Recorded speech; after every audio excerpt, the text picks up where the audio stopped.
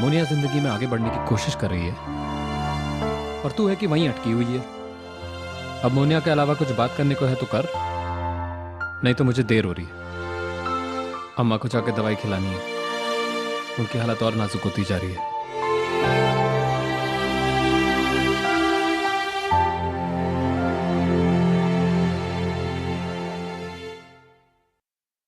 विजय बेटा, एक बात बताइए, आप मान्यता के साथ टाइम स्पेंड कर रहे हैं ना? मॉम, हमारे रूम का टीवी चल रहा है, हमें उस देसी गर्ल के लाइव टेलीकास्ट का एंटरटेनमेंट देखने में कोई इंटरेस्ट नहीं।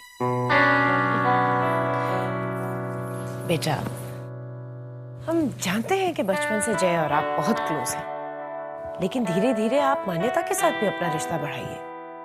आखिर वो भी आपकी बहन है। हमें कंफ्यूज कर रहे हैं। अभी थोड़ी देर पहले आप जय को अपने इस शोल्डर पैड वाले कंधे का सहारा दे रही थी, और अब हमसे कह रही है कि मान्यता से जान पहचान बढ़ा। बेटा, आई एग्री कि मान्यता थोड़ी स्ट्रेंज है। थोड़ी? काफी मॉम। आमिर बहुत ज्यादा स्ट्रेंज है वो। Okay okay okay, I agree, मैं मानती हूँ मान्यता काफी स्ट्रेंज है, पर जैसी भी है आखिर इस घर की बड़ी बेटी है ना, और आपको अपनी दोनों बहनों के साथ रिश्ता बना के रखना चाहिए। कैसे? वो दोनों तो वर्ल्ड वॉर 3 की तैयारियां कर रही है, और वैसे भी हम उन दोनों में से किसी एक के साइड पे रह सकते हैं। हम यहाँ कोई जंग लड़ने नहीं आए हैं और ना ही किसी की साइड लेने। हमारे लिए सबसे बेस्ट होगा कि आपकी दोनों बहनें शादी करके यहाँ से विदा हो जाएं, ताकि यहाँ पे रह जाए सिर्फ आप।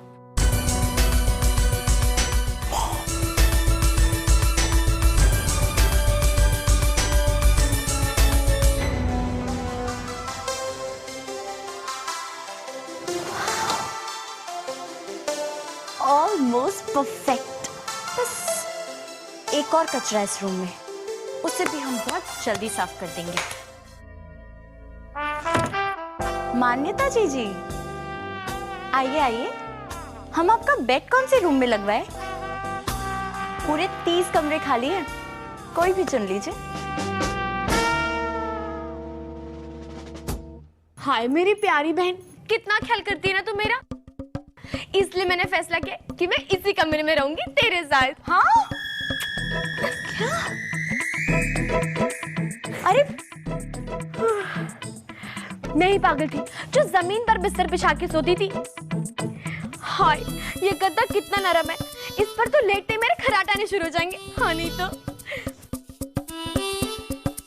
चिक्की सही कह रही थी, इस गद्दे पे कूदो तो ऐसे लगता है बादल में उछल रहे हो। जयनंदिनी, तू भी आजा, साथ साथ उछलेंगे। उछलते उछलते दूसरे रूम में क्यों नहीं चली जाती? माताजी ने कहा है कि दोनों बहनें साथ रहेंगे तो प्यार बढ़ेगा, इसलिए मैं तो बस प्यार बढ़ाने की कोशिश कर रही हूँ। हाँ नहीं तो। अब से ना मैं इसी बेड पे सोऊंगी अपनी प्यारी सी स्वीट सी चुटकू बहन के साथ। नो वेज, ये हमारा बेड है, तुम यहाँ पर नहीं सो सकती। ठीक है, तो माताजी से जाके कह दे कि तूने मेरे बिस्तर का क्या हाल किया है, वो फिर से नया बिस्तर भिजवाएंगी। पर इसकी भी कोई गारंटी नहीं है, नया बिस्तर आ भी जाएगा तो भी मैं इसी बेड पर सोऊंगी अपनी प्यारी सी जयनंदिनी के साथ।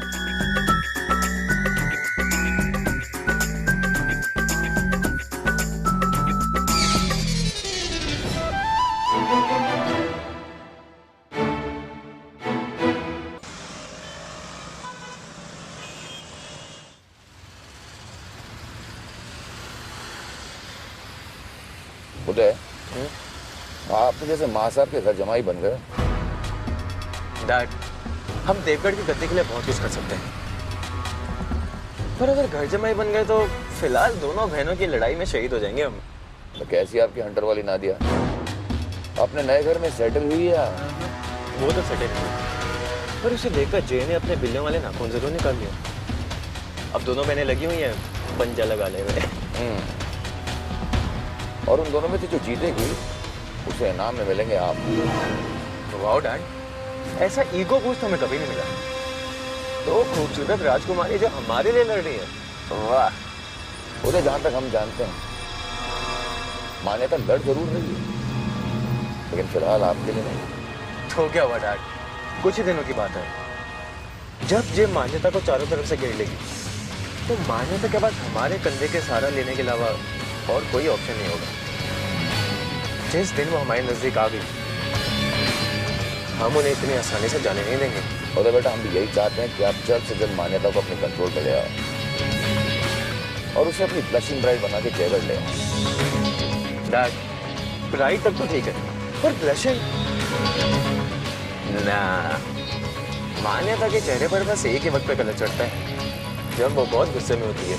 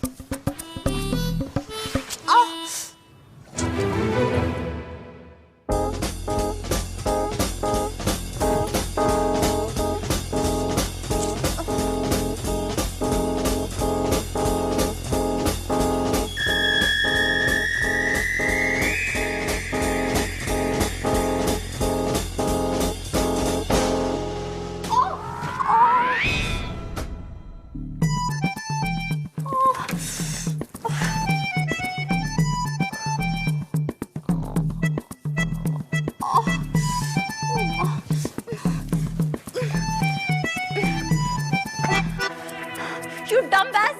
उस तरफ बर्फ गिर रही है क्या? सारी क्विल ले ली। ये खराटे है या जनरेटर? Why God, why? आप हमारे साथ ऐसे क्यों कर रहे हैं? सारी दुनिया में एक यही लड़की मिली थी आपको हमारी बहन बनाने को।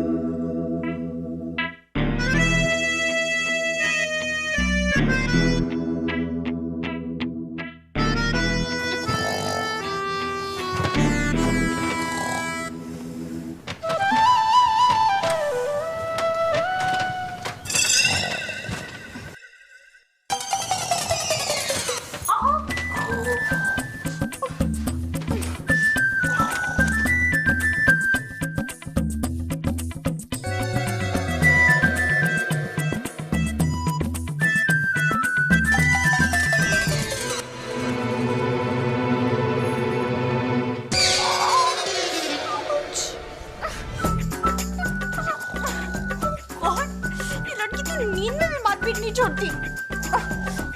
पैर हटाओ। कौन? अगर ये आराम इस तरह से फुटबॉल खेलती रहेगी तो हम तो खुली आंखों से ही मर जाएंगे।